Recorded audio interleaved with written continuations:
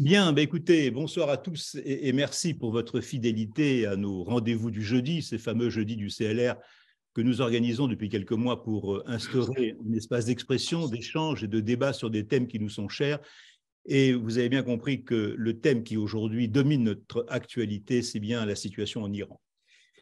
Les plus anciens d'entre nous se souviennent de cette idolâtrie qui, dans les années 70, faisait de l'ayatollah Khomeini le sauveur suprême d'un peuple iranien tout juste sorti du régime du Shah, le Shah qui était devenu l'ennemi absolu des religieux depuis qu'à l'occasion de ce qu'à l'époque on avait appelé la Révolution blanche, il avait proposé d'une part d'accorder le droit de vote aux femmes.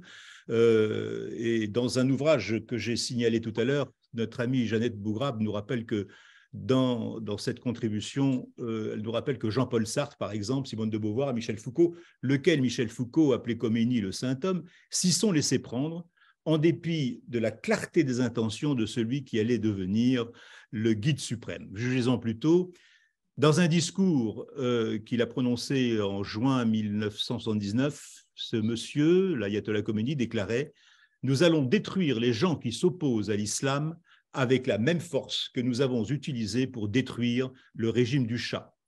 Attention à vos déclarations, abstenez-vous d'écrire. » Voilà, ce qui n'a pas empêché une certaine intelligentsia aveugle ou décadente d'héroïser ce sinistre personnage, cet imposteur.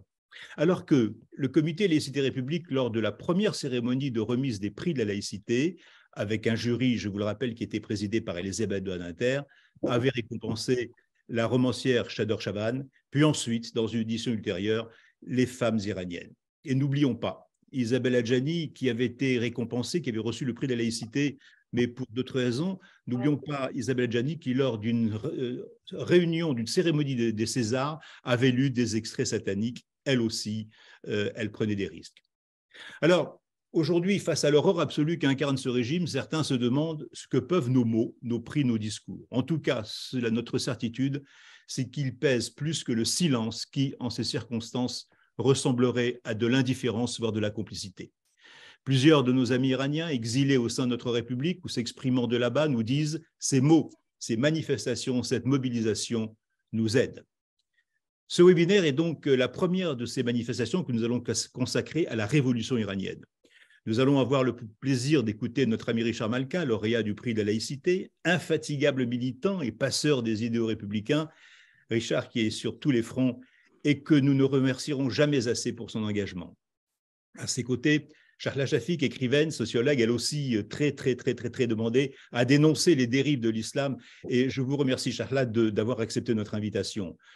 Pour animer ces échanges, c'est notre amie Iris Farcondré, compagnonne de route du comité Laïcité République, membre fondatrice de Vigilance Université, une militante de la liberté de conscience, par ailleurs grande spécialiste d'études indiennes, auteure d'une thèse sur la représentation des femmes dans la littérature sanscrite, mais surtout engagée dans le soutien aux femmes iraniennes qui donnent aujourd'hui leur vie pour être libérées du joug des mollahs. Et puis, nous avons saisi l'actualité d'une manifestation qui s'est déroulée aujourd'hui devant le siège de Charlie Hebdo. Et je remercie M. Didier Idjadi, qui est universitaire et sociologue, pour sa participation. Nous l'avons sollicité en dernière minute pour qu'il vienne nous dire un petit peu comment il voit la situation. Iris, je vous donne la parole. Présentez-nous un petit peu cette manifestation. Merci beaucoup, Monsieur Abergel. Je vais présenter nos intervenants de manière un petit peu plus longue et poser quelques questions avant de leur laisser la parole. Donc, Chahla Shafik, vous êtes sociologue, écrivaine et romancière. Vous avez reçu le prix Le Monde de la recherche universitaire en 2010. Lundi, vous receviez au nom des femmes iraniennes le prix Simone de Beauvoir, édition 2022. Parmi vos publications, on peut saluer Le Nouvel Homme islamiste, la prison politique, qui porte sur la répression politique dans l'Iran des années 80, publié chez Le Félin en 2002, qui n'est plus disponible et dont on espère, pour célébrer peut-être les 20 ans de cette publication, une réédition en poche. Nous sommes nombreux à l'attendre. Parmi vos autres publications, votre premier roman en français, La demande au miroir, publié en 2015, et votre dernier livre, Le rendez-vous iranien de Simone de Beauvoir, publié en 2019. Vous avez publié de très nombreux articles ces derniers temps, notamment dans Franc-Tireur et également dans le dernier numéro de Clara Magazine, qui consacre un certain nombre de pages à l'Iran. Vous étiez mardi soir au siège du Parti communiste à l'invitation de Fabien Roussel à l'occasion d'un hommage conjoint pour la commémoration des attentats de janvier 2015 contre la rédaction de Charlie Hebdo, hommage conjoint à Charlie Hebdo et aux femmes iraniennes.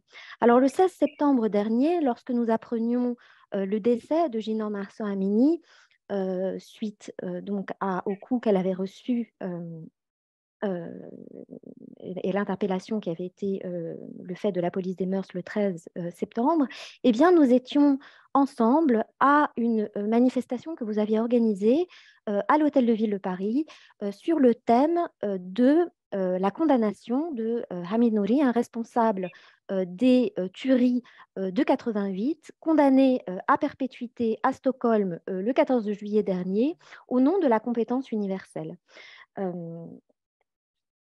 Nous reviendrons sur ce sujet lorsque je vais poser donc les quelques questions qui nous permettront d'introduire votre intervention. Je vais maintenant passer à la présentation de Richard Malka, même si on ne le présente plus, prix national de la laïcité du CLR en 2020. Vous êtes le parrain de la promotion 2022 de l'école de formation du barreau de Paris. Parmi vos très nombreuses publications, puisqu'en plus d'être avocat, vous êtes écrivain, romancier et scénariste de BD. On peut citer donc l'histoire de la famille de M. Badinter, Idis, dont vous avez fait une BD, ou bien La vie de palais avec Catherine Meurice. Vos romans, je ne citerai que Le voleur d'amour, et vos plaidoiries qui ont été publiées sous la forme de livres et pour lesquels vous avez également reçu de nombreux prix. Donc, ces plaidoiries que vous avez prononcées au procès des attentats de janvier, la plaidoirie de la première instance a été publiée sous le titre Le droit d'emmerder Dieu et il a reçu le prix du livre politique et le prix des députés 2022. Et vient de paraître le 4 janvier dernier la plaidoirie du procès en appel des attentats de janvier, intitulée cette fois Traité sur l'intolérance. Alors, je pense que les interventions de ce soir vont pouvoir porter sur le thème de l'islam politique et de la lutte contre l'islam politique. Didier Jody, vous êtes universitaire, vous avez travaillé sur de nombreux sujets, dont celui de l'écologie. Vous êtes le signataire principal ou l'initiateur d'une tribune parue dans Marianne pour remercier, au nom des Iraniens, les caricatures parues dans Charlie Hebdo, dans l'avant-dernier numéro de Charlie Hebdo, et vous étiez, donc comme vous le disiez tout à l'heure, devant les locaux rue Nicolas Appert aujourd'hui pour réitérer en fait ces remerciements. Alors, pour introduire en fait ce webinaire, j'aimerais évoquer les thèmes généraux. Quel est l'état des lieux de la révolution actuelle en Iran? Comment pouvons-nous aider ce mouvement, que ce soit donc les personnes qui se trouvent en Iran? Comment est-ce que nous qui sommes ici, que nous soyons des Iraniens de la diaspora ou des intellectuels et des penseurs, pouvons-nous les aider? Quels sont les recours peut-être que nous pourrions imaginer sur le plan judiciaire pour que d'autres procès aient lieu sur le modèle du procès de Stockholm? Alors peut-être, je vais commencer avec vous, Madame Chaffir. Quelles sont pour vous les spécificités de ce mouvement par rapport aux autres, puisque l'on sait que durant ces 43 années, il y a eu de nombreux mouvements de révolte en Iran et quels pourraient être en fait d'autres noms, si vous en avez en tête, de personnalités que l'on pourrait traduire en justice? Savez-vous où en est le procès en appel de Hamid Nouri? Et alors, une autre question plus générale, puisque nous avons affaire d'une part à des personnalités dont on peut imaginer que nous voudrons les traduire en justice parce qu'elles ont une responsabilité directe, une responsabilité immédiate, mais ces derniers mois, les anathèmes ont également plu contre des personnes qui ne sont pas forcément des agents du régime comme on a pu l'entendre, mais des chantres du relativisme culturel et comment pouvons-nous montrer en réalité que alors les Iraniens le montrent d'eux-mêmes en réalité, hein, que ce combat est un combat universel pour la séparation du politique et du religieux. Merci à vous. Merci beaucoup Iris pour cette introduction et pour ces questions très pertinentes. Donc on s'était, comme vous l'avez dit, on était ensemble dans plusieurs combats ces derniers temps. Et moi, je dirais que, voilà, pour moi, de toute façon, l'écriture n'a jamais été dissociée de cette vie d'action parce que, en fait, c'est un phénomène, l'islamisme, qui envahit de manière générale, pas seulement la vie des Iraniens, ma propre vie, c'est-à-dire que le parcours d'exil, et tous les crimes qui ont été commis par le régime, par la République islamique dans sa première décennie, qui ont abouti au massacre toute une génération à laquelle j'appartiens. Donc effectivement, par rapport à qu'est-ce qui fait la particularité de cette révolution Femmes-Vie-Liberté par rapport à tout ce qui s'est passé en Iran et toute la résistance multiforme qui existait en Iran dans plus de 4 décennies. Il y a à la fois une continuité et une rupture.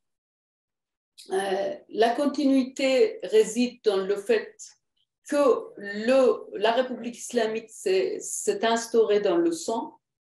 Et comme vous l'avez remarqué, j'avais consacré tout un livre à cela qui s'appelle « Le nouvel homme islamiste, la prison politique en Iran ». Et le titre même renvoie à la nature fascisante du projet de la République islamique. Le nouvel homme, c'est le modèle idéologique qui, à partir de l'idéologisation de religieux, a été mise en place.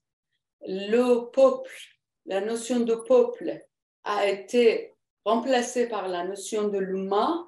Les concepts coraniques comme le djihad, comme d'autres concepts ont été idéologisés afin de mettre les outils et organiser les institutions et les outils pour une répression généralisée.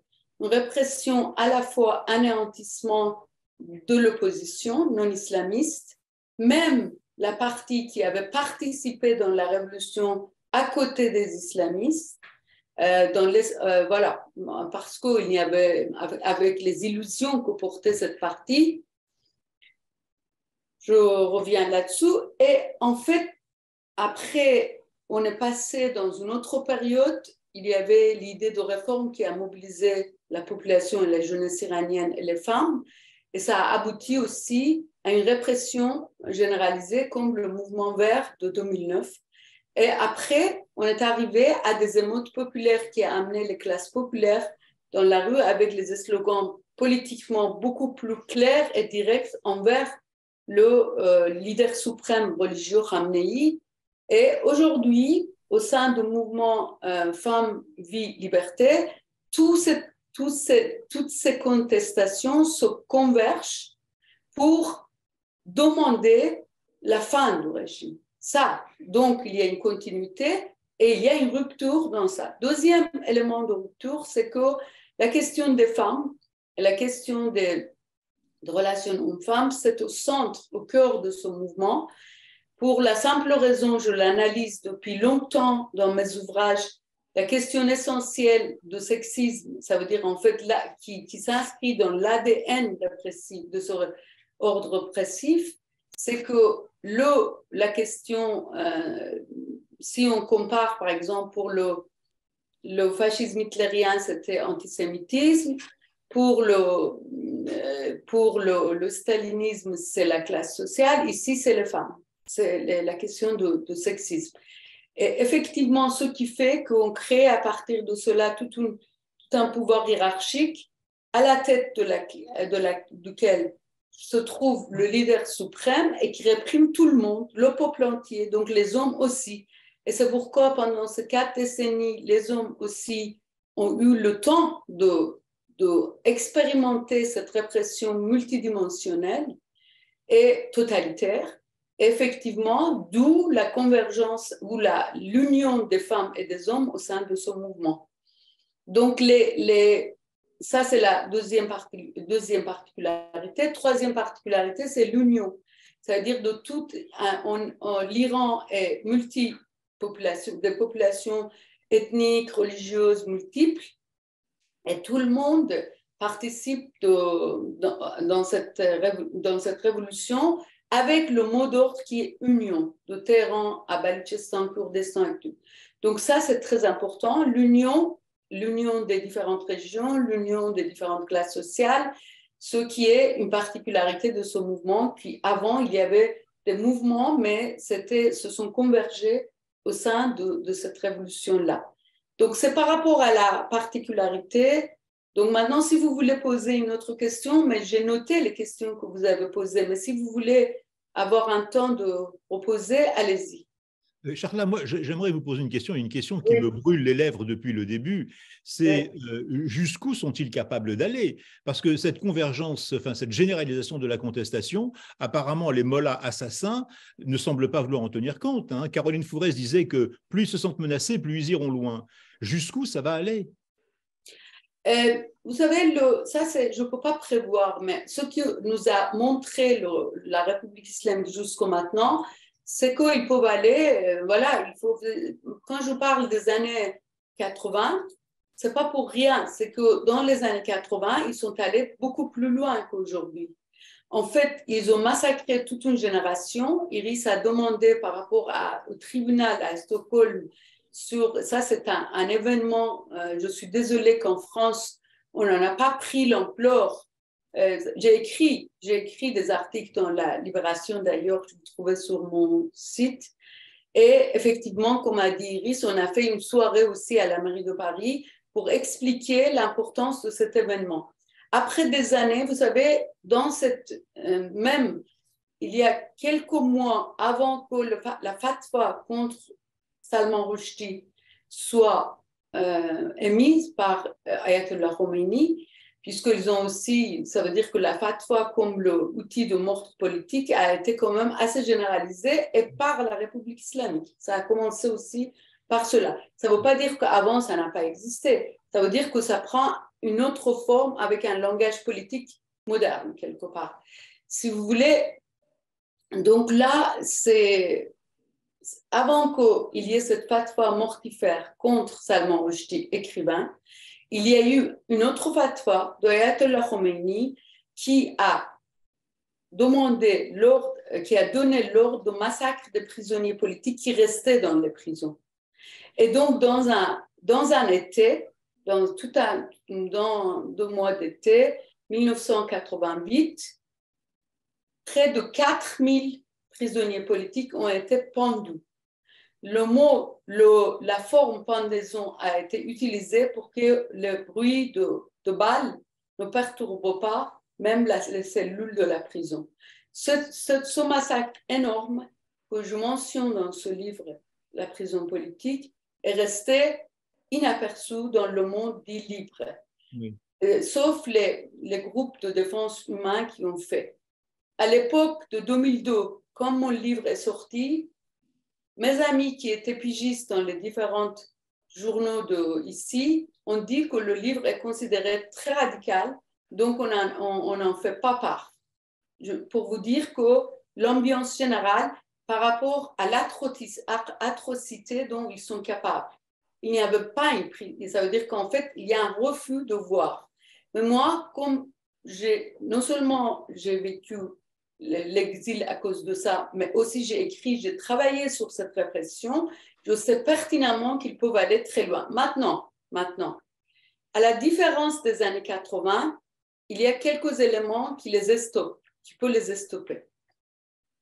Dans les années 80, quand ils ont commis ce massacre, et il y a eu tout le monde, ici même en France, c'était dans ma première année d'exil, c'est-à-dire première décennie d'exil en France. Je suis arrivée en 82. Et effectivement, en 88, quand ce massacre était produit, j'étais ici même. Et j'étais dans les couloirs des groupes de défense des droits humains pour témoigner avec les parents des victimes qui étaient, c'est-à-dire les gens qui étaient proches des victimes.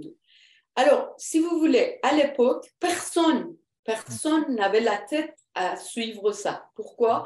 Parce que la guerre entre Iran et Irak, et qui a permis au régime islamique d'Iran, à la République islamique, de faire sa djihad interne, ça veut dire contre l'opposition et contre la société civile, en s'appuyant sur son djihad externe avec la guerre avec l'Irak, tout le monde, tous les yeux étaient rivés sur cette guerre, puisque c'était la fin de la guerre. C'était la fin de la guerre.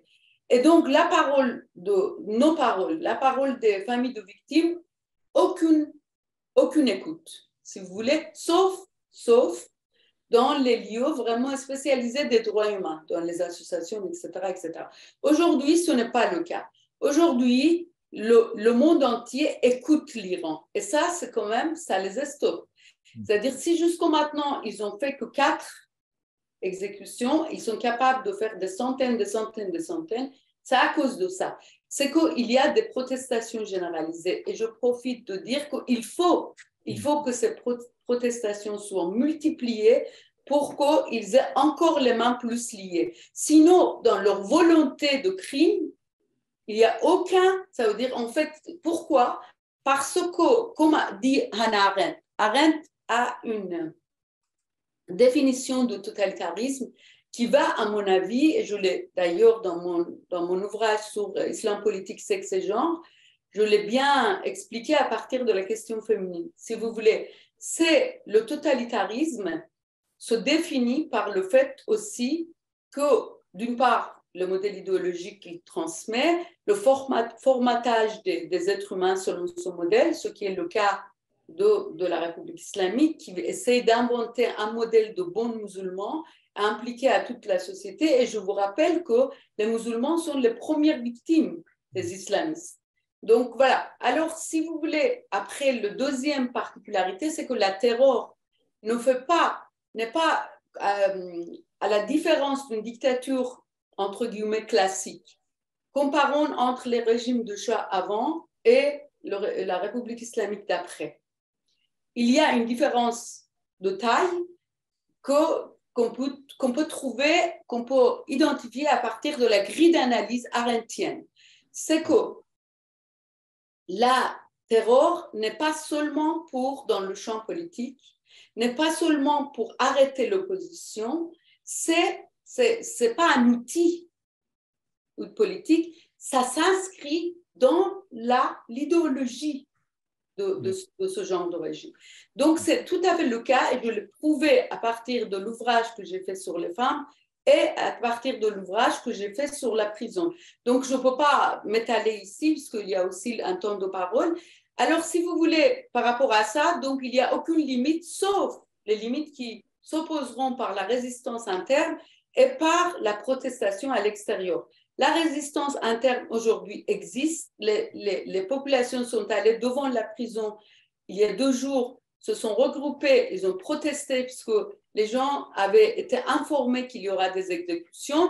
Les gens protestent. Ceci étant, ils ont diffusé des fake news et ils ont pendant ce temps exécuté 2 autres personnes à Kurdistan. Mais ça veut dire qu'il y a une guerre de tous les jours. Et effectivement, c'est très important qu'à l'intérieur et à l'extérieur, il y a beaucoup de choses pour les stopper. La seule chose positive, c'est que les yeux actuellement sont rivés, les oreilles sont ouvertes par rapport à la question iranienne. Maintenant, je vais profiter de ça pour rectifier quelque chose que vous avez dit, et je l'ai lu aussi dans Charlie Hebdo de cette semaine, et je l'ai lu aussi avant dans Le Point, et je pense que tout vient de publications, peut-être, si je ne me trompe pas, dans Le Point, etc. Ça a été dit que Simone de Beauvoir et Sartre étaient allés régulièrement voir Khomeini, ce n'est pas vrai.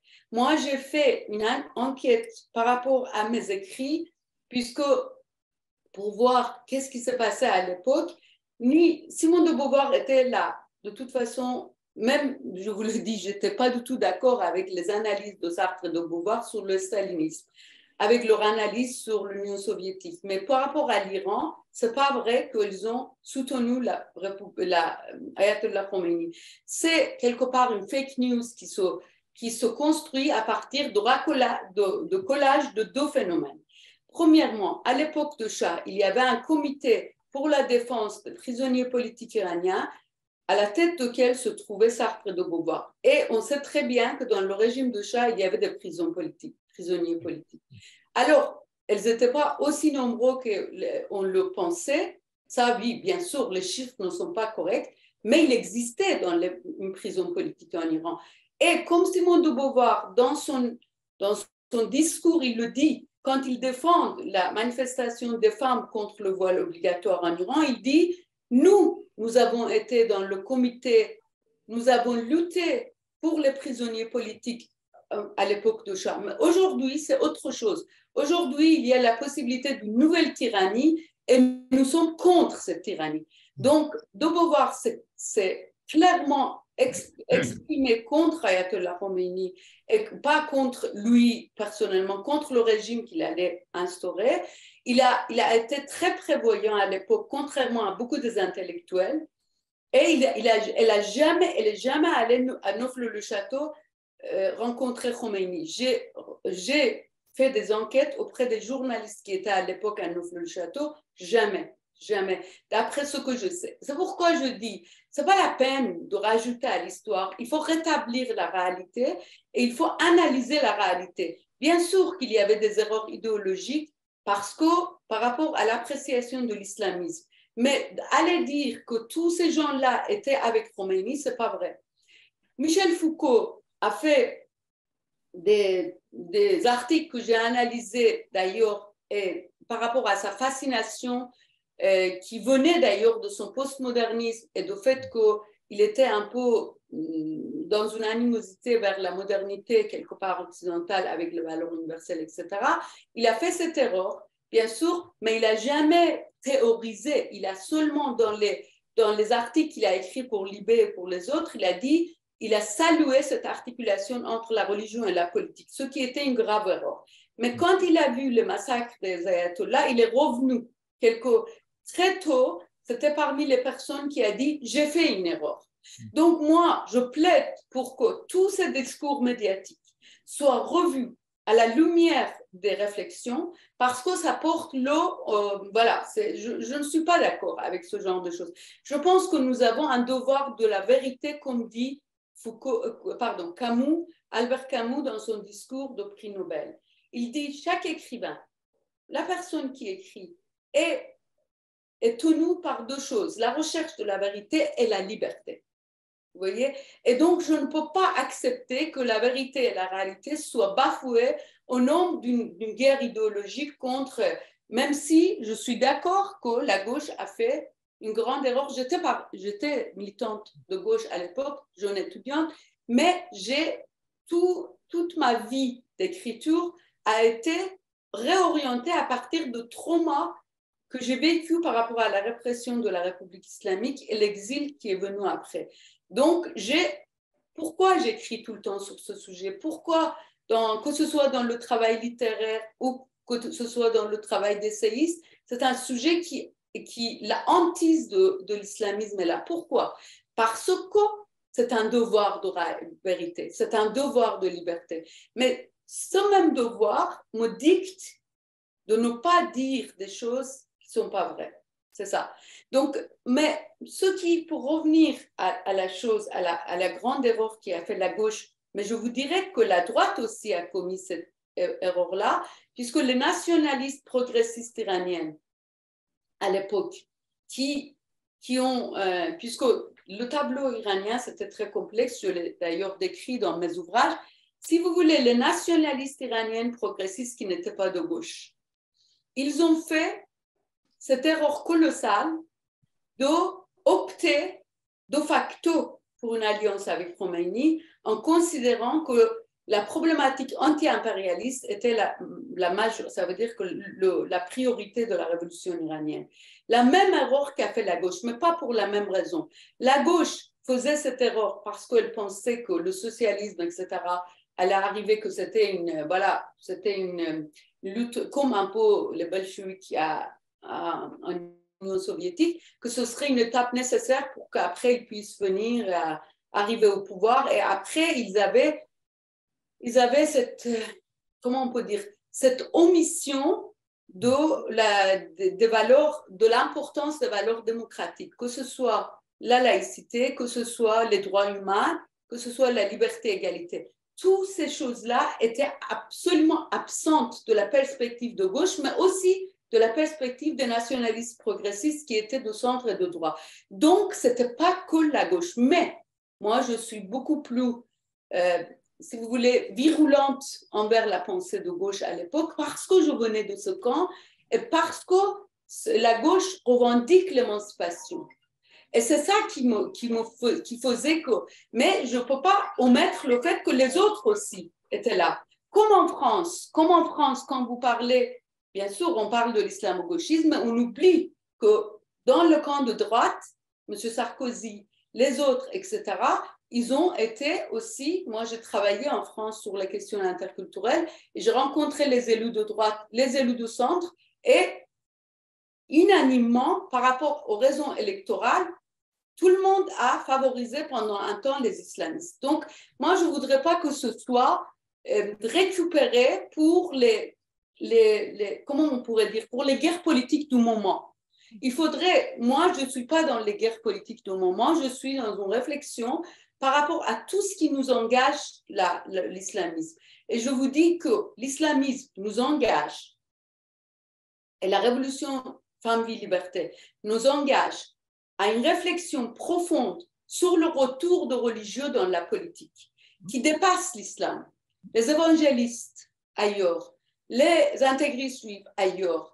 Quand vous regardez le tableau de notre siècle, et quand vous voyez que partout, les forces néoconservatrices sont main dans la main avec les idéologico-religieux, de tous bords, et l'islamisme est devant la scène, et c'est le plus virulent, ça nous interpelle sur une nécessité de revenir vers les valeurs universelles, et la laïcité a une place importante. Vous voyez, c'est ça mon souci et c'est ça ma réflexion. C'est pas aller frapper sur une religion, puisque l'islamisme pour moi avec l'islam, puisque l'islamisme se nourrit de l'islam, mais l'islamisme n'est pas égal de l'islam, si vous voulez. C'est un phénomène très paradoxal, l'islamisme. À la fois, elle se nourrit de l'islam, mais en même temps, elle idéologise la religion pour aussi attaquer les musulmans qui ne sont pas dans son idéologie.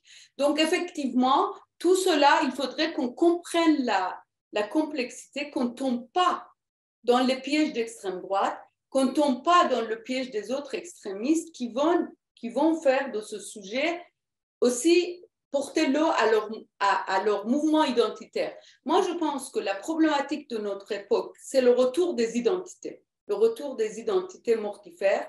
Et face à ce retour, la laïcité, surtout avec le retour de religieux dans la politique, a une place importante à condition, et je finis par là, que la laïcité soit articulée avec les valeurs démocratiques, avec la lutte antiraciste, avec la lutte contre l'antisémitisme, avec tout cela. Puisque l'expérience de la Turquie est là pour nous montrer que, un des plus grands pays musulmans, la Turquie, a instauré la laïcité. Exactement. Donc, c'est faux pour dire que la laïcité, c'est un phénomène seulement français et français. C'est faux de dire que la laïcité est intraduisible dans un pays musulman. C'est faux. Mais deuxième élément que nous apprend l'expérience turque, c'est la suivante. C'est que la laïcité sans la démocratie ne peut pas s'approfondir.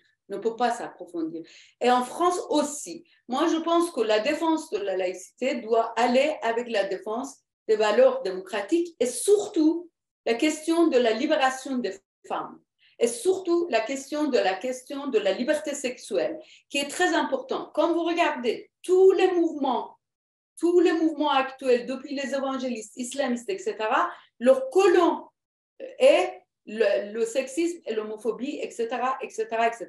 La gestion de la sexualité est au centre de leur projet de l'ordre moral.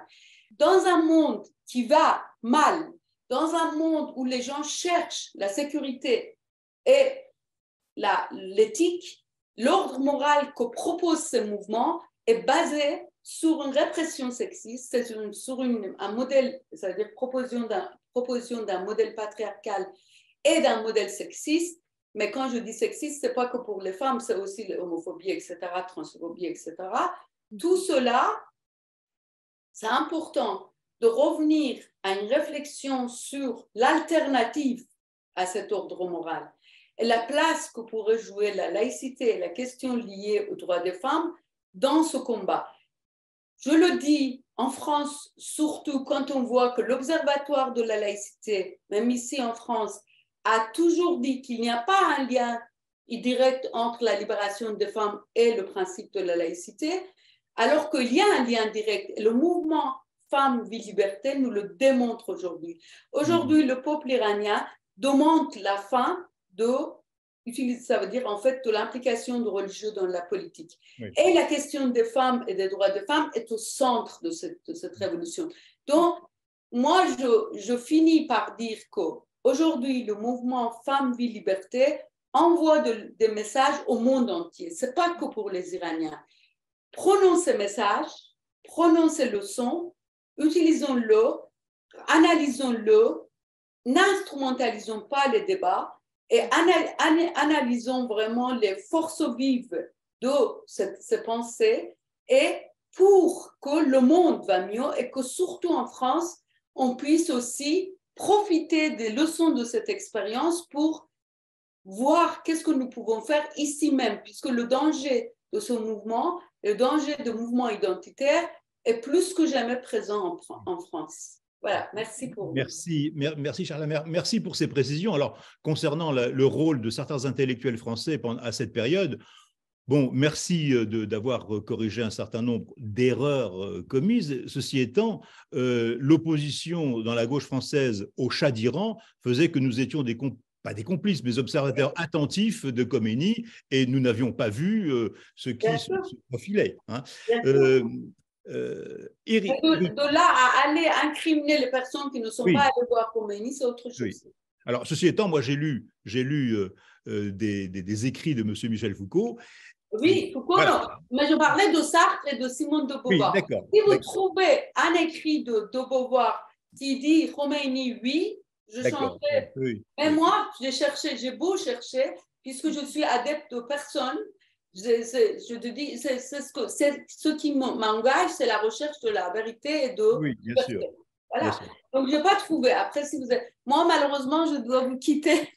Et je suis vraiment désolée. Je reviens. Parce que je dois aller sur un plateau sur Charlie, d'ailleurs. Vous êtes très demandé. On vous retrouve tout à l'heure. Iris, à vous. Merci à vous. Merci. Je voulais en fait poser une question à Madame Chafir, on aura l'occasion peut-être de le faire. Je pense que cette question permet aussi de faire la transition avec votre prise de parole, Monsieur Malka. En fait, donc 4 jours après la tentative d'assassinat contre Salman Rushdie en août dernier, le 16 août 2022, un institut de recherche, dont je ne citerai pas le nom, bien connu, publiait un entretien qui portait pour titre « La préoccupation des Iraniens, c'est l'inflation à 60%, pas Salman Rushdie ». Donc, ce titre d'entretien date du 16 août 2022.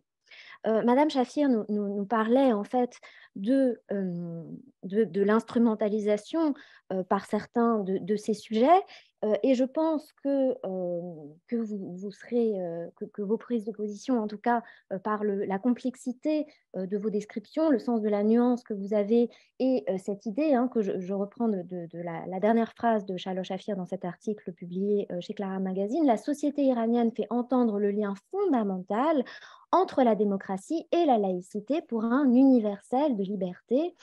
universel de liberté dont vous êtes, si vous me permettez cette expression, un super-héros. Et j'aimerais vous entendre sur ces sujets, de nous dire en fait ce qui se passe actuellement en Iran vous inspire et permet aussi de nous dire de notre société comme elle va ou comme elle ne va pas, si j'ose dire. Elle m'inspire évidemment de la solidarité, aussi de l'espoir, de l'horreur de ce qui se passe évidemment, mais aussi de l'espoir parce que j'ai, depuis très longtemps, et on en avait déjà parlé, vous êtes témoin de cela, j'ai toujours considéré que cette folie islamiste avait connu un point de bascule en 1979 en Iran. Alors, ce n'est pas le seul, hein. Ça remonte à plus loin, il y a un mouvement profond, et que peut-être ça finirait là aussi, en Iran. Parce qu'en fait, c'est une perversion totale du chiisme, ce qui s'est passé. En fait, le khoménisme, qui d'ailleurs est très largement inspiré des frères musulmans, et Khomeini était un lecteur assidu de la doctrine des fondateurs des frères musulmans, donc du sunnisme, ça ne s'intègre pas dans cette vision chiite qui a toujours été plutôt laïque. Et même aujourd'hui, si on prend, je parle sous le contrôle des universitaires iraniens que vous êtes, mais que ce soit Khomeini ou Khamenei, ils sont des religieux médiocres. Et le plus grand ayatollah du chiisme, qui est Ali Sistani, qui se trouve en Irak, a une vision, alors lui, il a une vision très fortement laïque, et il l'exprime depuis maintenant de nombreuses années. Et il y a toujours eu ce courant-là dans le chiisme, outre une tradition philosophique, une tradition de lettrés, qui s'est greffée sur une civilisation qui est une des plus anciennes de l'humanité. Et donc, il y a là que ça arrive en Perse, cette folie fanatique, c'est triste, mais pour moi, ça ne peut pas durer. Et on voit là, alors je ne sais pas si ça sera, j'aurais bien voulu en parler avec Madame Shafik, mais aussi avec vous. Moi, je ne suis pas convaincu que ce soit là que se fera le point de bascule. Je pense qu'effectivement, rien ne sera plus jamais pareil. Je pense que c'est le début de la fin pour les mollahs. Je pense qu'on n'est pas du tout dans la même dynamique que celle des années 80, où là, on pouvait massacrer tout le monde sans que ça fasse trop de bruit. On était au début d'un régime qui avait le vent en poupe, qui était porté. On est quand même 40 ans plus tard. Ce n'est pas du tout la même configuration. Il n'y a y compris pas le même soutien populaire. Mais il manque un leader. Et ça, c'est l'histoire qui nous dit. Sans leader, il n'y a pas de révolution. Sans une structuration politique, un parti politique, le peuple, en tout cas c'est mon analyse, à partir de l'histoire, le peuple préférera toujours l'ordre à l'inconnu. Si vous ne dites pas au peuple, alors je ne sais pas quel est le pourcentage en Iran qui ne dit trop rien et attend de voir où ça va aller, mais c'est toujours la majorité. Si vous ne leur dites pas, on va remplacer l'ordre, même si c'est un ordre d'horreur, par telle personne et tel parti, ça ne marche pas. J'espère que le mouvement, et je comprends la difficulté, parce que comment faire naître des leaders? Ceux qui sont à l'extérieur, ben, ils ne sont pas à l'intérieur, à l'intérieur, on ne les connaît pas forcément.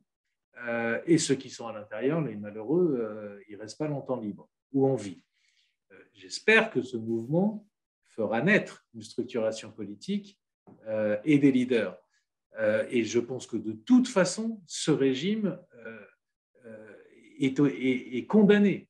Ça restera une tâche dans l'histoire compris de l'islam, du chiisme, comme l'Inquisition l'a été pour le christianisme, mais je pense qu'il est condamné. Je pense qu'ils savent qu'ils sont condamnés et que ça c'est dangereux parce qu'ils savent que c'est leur vie qui est en jeu et qu'ils iront de plus en plus loin.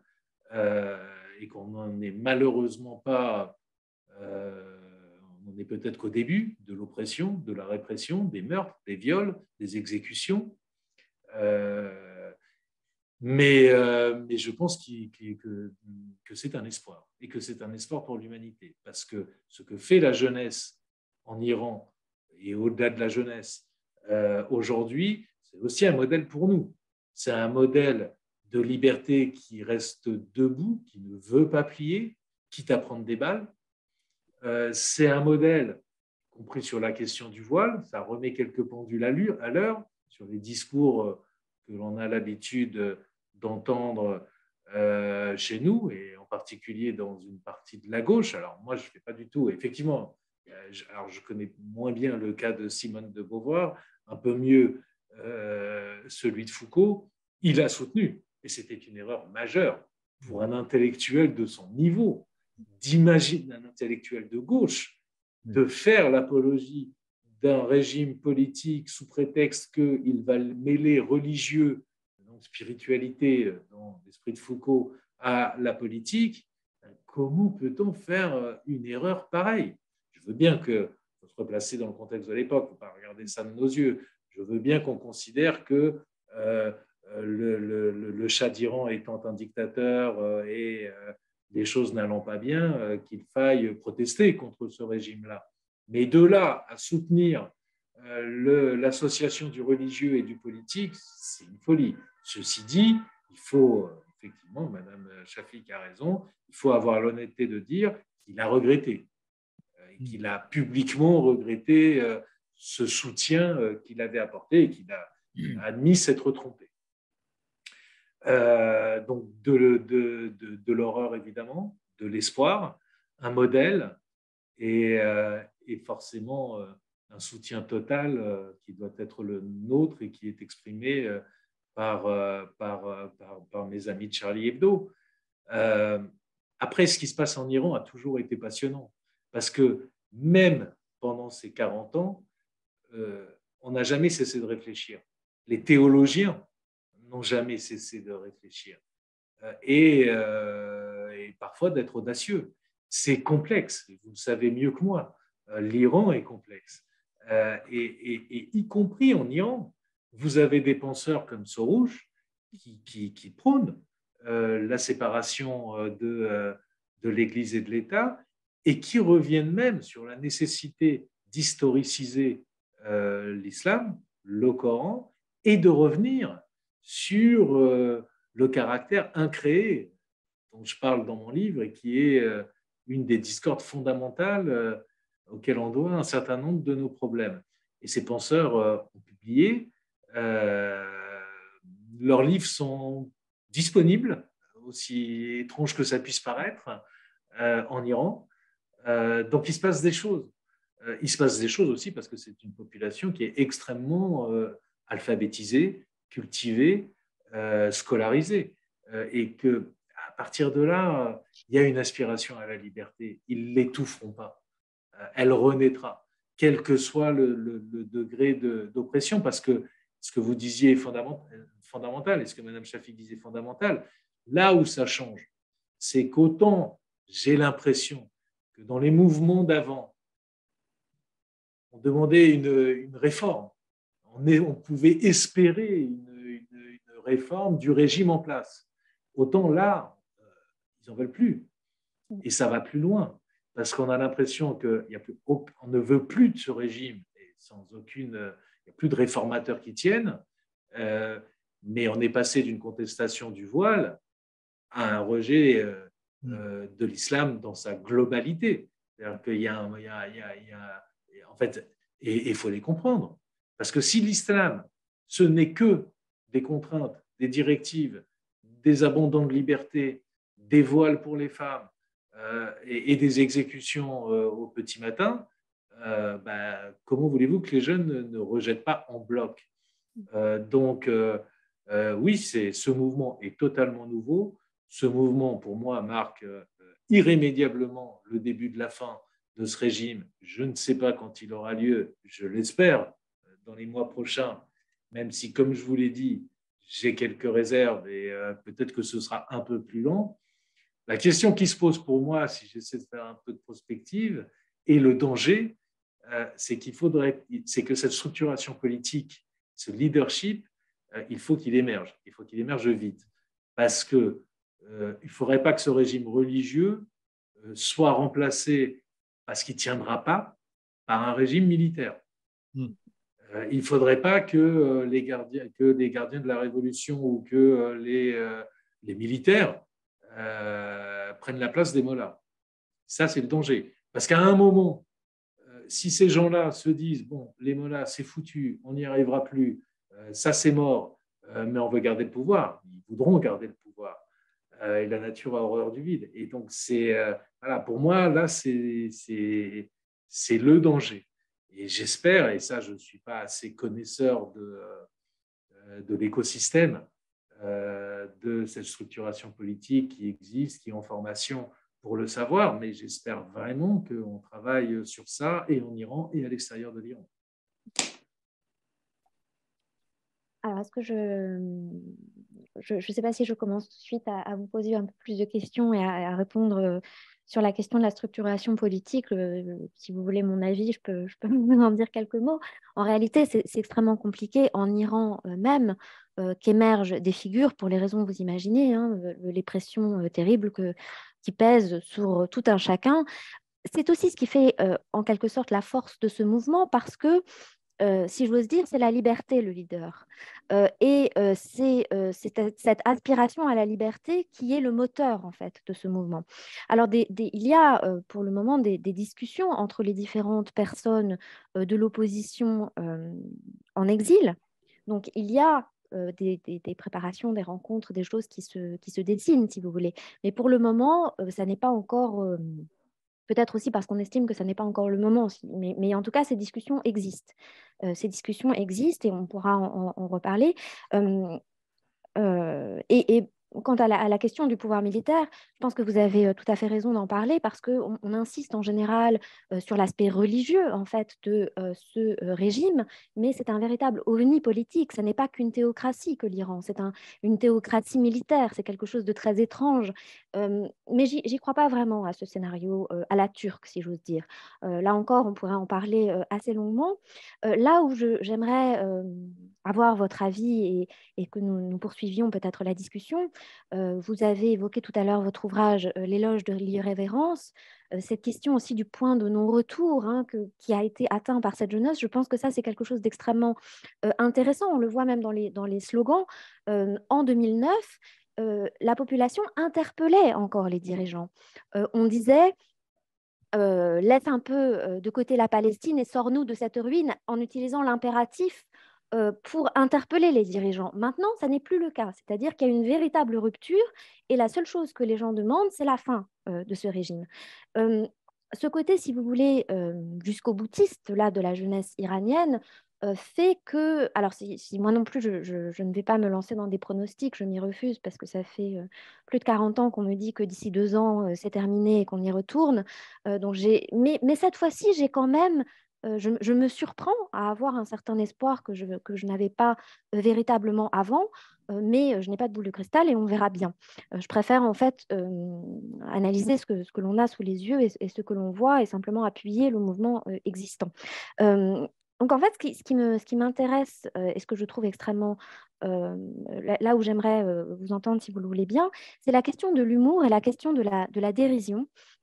On a vu en fait l'écho formidable qu'a eu cette initiative de Charlie et donc ce concours de caricature. Pour ma part, je n'ai jamais rencontré plus blasphémateur, si j'ose dire, que les personnes avec qui j'ai pu discuter, qui venaient d'Iran ou du Liban, etc. Et donc, ce droit d'emmerder Dieu que vous avez si magnifiquement défendu, on voit en réalité que dans ce régime qui érige la religion dans ce qu'elle a de plus, comment dire, finalement de moins spirituel, de plus normatif, de plus contraignant. On voit en réalité cette envie de blasphème, cette jouissance même, si j'ose dire, du jeu avec ses limites, prospérer. Et j'aimerais peut-être vous entendre sur ce sujet si vous êtes d'accord. Le rire, mais ça c'est ce que je effectivement, ce que je plaidais depuis 2007, c'est vraiment l'arme des pacifiques. En fait, c'est quoi Charlie Hebdo? C'est quoi les caricatures? C'est une arme de contestation de tous les dogmes. Et donc, parmi ces dogmes, les dogmes religieux. Et parmi les dogmes religieux, comment ne pas traiter de l'islam, des mollahs et de ce qui se passe en Iran? Et ils ne le supportent pas. Autant, ça leur pose manifestement aucun problème qu'il y ait des articles, et il y en a des centaines, qu'il y ait des livres, qu'il y ait des interviews. En fait, ils s'en foutent. Par contre, un dessin, ça, c'est universel. Ça s'adresse au monde entier. Il y a quelques mots, donc ça se traduit, ça se diffuse. En quelques secondes, ça fait le tour du monde. C'est ça la force d'une caricature, d'un dessin. Ça parle à tout le monde. Et c'est quand même la preuve d'un régime faible, d'aller réagir de manière à ce point violente contre des dessins de Charlie Hebdo publiés en France. Faut-il qu'ils se sentent faibles, en danger, pour réagir ainsi? Et ça ne marche pas, parce qu'autant ça marchait malheureusement un peu quand on disait que bon, ben, on s'en prend à Dieu et c'est pas bien, en tout cas ça marche dans une partie de la population, mais là, venir contester que l'on puisse caricaturer des tyrans sanguinaires, c'est quand même un peu fort de café. Là, je ne vois pas comment ça peut fonctionner.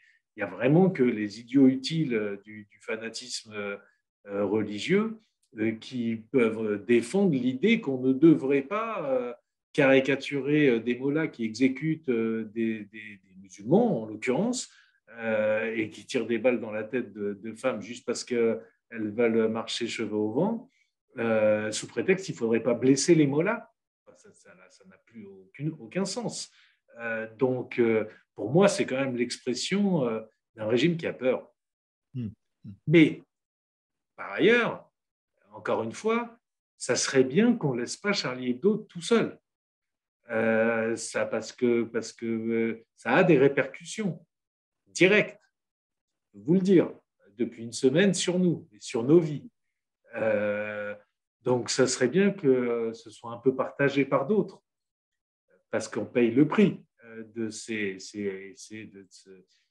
voilà, encore une fois, il faut leur rendre hommage aux gens de Charlie, parce qu'après tout ce qu'ils ont vécu, continuer à être sur la première ligne de front sur ces questions-là, bah, c'est admirable. Mais pour moi, si on voulait vraiment aider les Iraniens, en fait, c'est mon rêve, parce que je suis un grand rêveur, c'est que chaque citoyen de France et du monde fasse sa petite caricature de son côté, qu'il sache dessiner ou pas, caricature de Molla, et les publie sur ses réseaux. C'est ça qu'il faudrait faire. C'est entre nos mains que chacun fasse une caricature de Molla. Richard, tu as le sentiment qu'à Charlie, on se sent un peu seul dans cette affaire? Non, pas seul, parce qu'il faut reconnaître que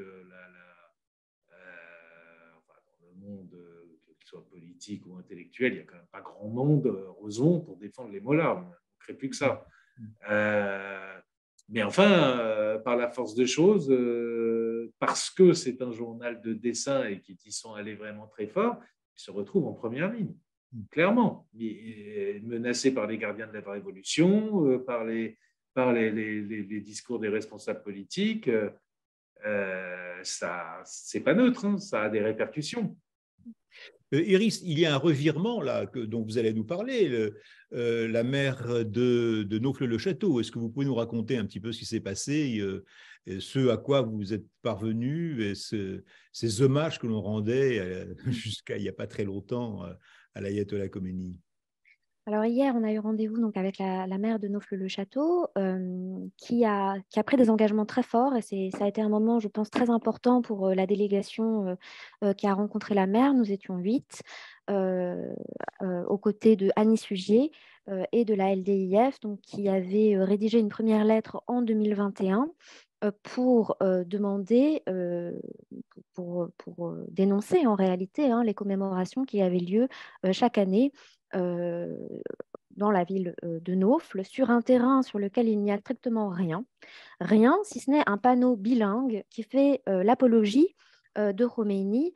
Et ce panneau a été fiché sur ce terrain en 2017 en présence donc, de l'ambassadeur Ali Ahani, l'ambassadeur de l'époque, et du maire de l'époque également, Bernard Jopin, qui a été donc maire de Naufle de 2001 à 2020. Et la photo du maire de l'époque et de l'ambassadeur se retrouve sur un site ultra-conservateur iranien, Tasnim News. Si vous voulez, c'est la guerre de conquête territoriale et idéologique de la République islamique qui a voulu faire de cette ville un haut lieu et réduire en quelque sorte la France à la ville de Naufle-le-Château, puisque la rue où se trouve l'ambassade française porte le nom de rue Naufle-le-Château à Téhéran. Et donc la maire nous a assuré qu'il n'y avait pas eu de commémoration l'année dernière en 2022, ce qui était une première victoire du fait de cette action de la lettre ouverte de 2021 rédigée par Annie Sugier. Et cette année, donc, lorsqu'elle nous a reçus, elle a pris des engagements très forts puisque elle nous a assuré qu'avant le 11 février, date anniversaire de la Révolution, nous pourrions installer donc, un panneau occultant à l'extérieur du terrain qui nous permettrait donc de cacher ce panneau qui fait l'apologie de Khomeini. Et par ailleurs, une œuvre d'art sera co-construite entre des artistes iraniens et la population naufléenne pour faire ce travail de mémoire et saluer le mouvement actuel en Iran. Voilà, donc ce sont des engagements très forts qui ont été pris par la maire et je vous remercie, M. Abergel, de me permettre d'en parler brièvement. Je voulais revenir en fait à cette question dont parlait Rita Malka à l'instant. Ce que je trouve très intéressant finalement, c'est que certains des dessins qui ont été publiés dans Charlie Hebdo ont été repris par les contestataires en Iran. Donc cette demande de dérision, de caricature, de jeu avec les marges, il est vraiment, les Iraniens s'en emparent et en faisant ça, ils saluent cette initiative de Charlie Hebdo. Et c'est quand même un comble, si vous voulez, que certaines personnes en France puissent hésiter, alors que les Iraniens qui risquent très, très, très fort en faisant ça, s'en emparent. Alors, je vous avoue que... Oui, peut-être juste un petit complément. Effectivement, en travaillant sur toutes ces questions, je me suis rendu compte quand même que cette question et de la liberté d'expression et du blasphème, en fait, elle est centrale. Mais depuis des siècles en islam.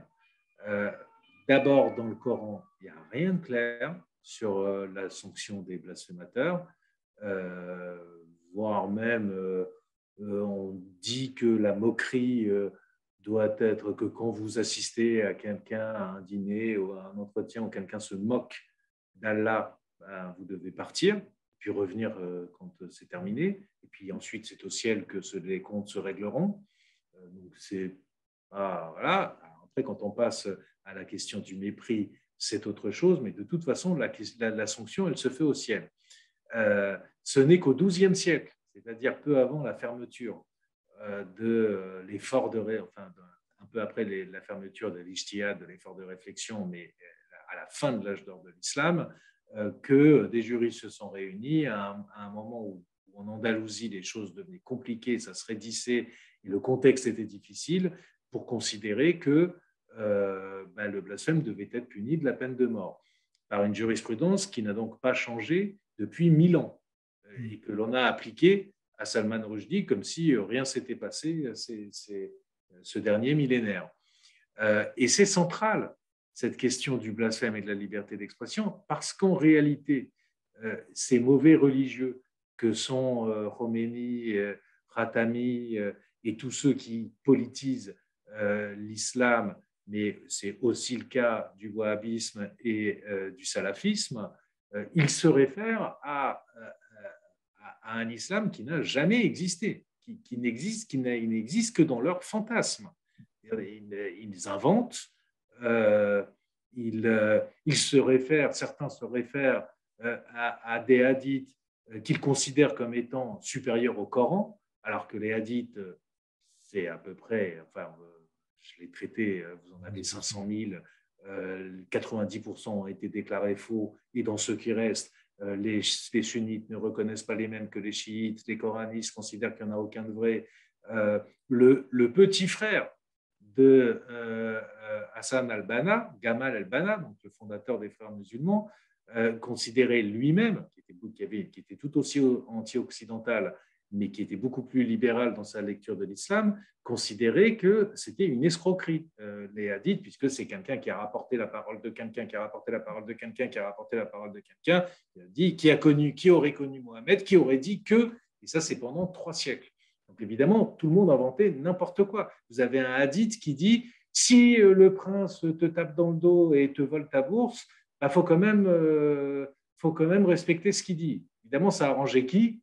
Les princes de l'époque. Les femmes, il ne faut pas qu'elles soient au gouvernement. Ça arrangeait qui? Voilà, vous avez comme ça. Et dans ceux qui restent, dites-vous bien qu'à chaque fois que quelqu'un vous dit un hadith dit ceci, vous pourriez trouver un autre qui vous dira moi j'ai un autre hadith qui dit exactement le contraire. Donc il y a là une instrumentalisation qui était donc dénoncée par Gamal al-Banna comme étant, il appelait ça la tribu de il m'a été rapporté que, de ceux qui ne juraient que par il m'a été rapporté que, et il considérait que cela faisait parvenir l'homme musulman à la mort sociale, sociétale, professionnelle. Parce qu'on raconte n'importe quoi, et y compris on raconte le contraire de ce qu'il y a dans le Coran, en invoquant des hadiths sur lesquels les chiites, d'ailleurs, se sont réservés un pouvoir d'interprétation, contrairement aux sunnites. Je ne sais plus pourquoi je vous dis tout ça, mais si, c'est pour en revenir au fait que cette question de la liberté d'expression est cruciale, et c'est pour ça qu'ils s'en prennent autant à ceux qui en font usage, parce que c'est l'arme de destruction massive de leur fantasme. Donc, ils ne peuvent pas permettre, parce que ça pourrait parvenir, pour reprendre une expression de mon ami Smaïl Lacher, à un renversement de leur monde, à établir qu'ils disent n'importe quoi, y compris si on fait une lecture rigoureuse des textes, à établir que le fantasme l'islam auquel ils se réfèrent n'a jamais existé, à établir qu'ils sont dans l'idolâtrie et dans le fanatisme. Et c'est pour ça que ces caricatures leur sont à ce point insupportables. Merci beaucoup. Si vous me permettez, M. Aberjal, j'aurais encore une question à poser à M. Malka avant qu'on passe à la suite. Je me posais la question de savoir ce que vous répondiez, quels étaient les arguments que vous pouviez avoir face aux personnes qui invoquent les risques en matière diplomatique au moment de la publication des caricatures. Ça ne manque pas. À chaque fois qu'il y a une publication de ce type, on a ces personnes qui, alors je ne citerai pas de nom, mais je pense que vous voyez à peu près à qui je fais référence. Alors effectivement, il y a eu un communiqué de l'ambassade iranienne, il y a eu cette prise de position du ministre des Affaires étrangères, il y a eu quelques manifestants qui ne représentent pas la majorité de la population iranienne, mais ils étaient là devant l'ambassade française à Téhéran pour protester contre les caricatures. Et en France, il se trouve des personnes qui vous disent que vous voyez, en fait, les caricatures de Charlie Hebdo font courir des risques inconsidérés à nos diplomates ou à nos ressortissants, à nos otages, etc. Alors moi, j'ai une petite idée de ce que je leur répondrais, mais j'aimerais savoir ce que vous leur répondriez. Alors, je distingue, je peux comprendre, puisqu'elles ont émis des inquiétudes, je peux évidemment comprendre que les familles des otages, ça les inquiète. Et ça c'est humain, mais on ne peut pas faire une diplomatie parce que ça veut dire qu'on serait pris en otage par ce régime à raison du fait qu'ils ont des otages français. C'est évidemment, et donc il faudrait se coucher et dire que tout ce qu'ils font est bien et ne pas protester. et ne pas rencontrer les opposants iraniens, parce que ça va les mettre en colère. C'est évidemment impossible. Donc, au-delà des familles, des malheureuses familles de ces otages, ce sont des réactions indignes. Enfin, c'est la réaction habituelle des Munichois, en fait. On renonce à tout, à tous nos principes. On renonce à exprimer notre solidarité envers des gens qui se font tuer. Mais comment on se regarde dans la glace si on se tait? Enfin, c'est le parti de ceux qui se tairont, quelles que soient les horreurs auxquelles ils assistent, pour conserver leur petit confort de bien-pensant occidental. Comment on fait? Moi, je ne sais pas. Mais en tout cas, c'est évidemment indigne et c'est le parti de la lâcheté.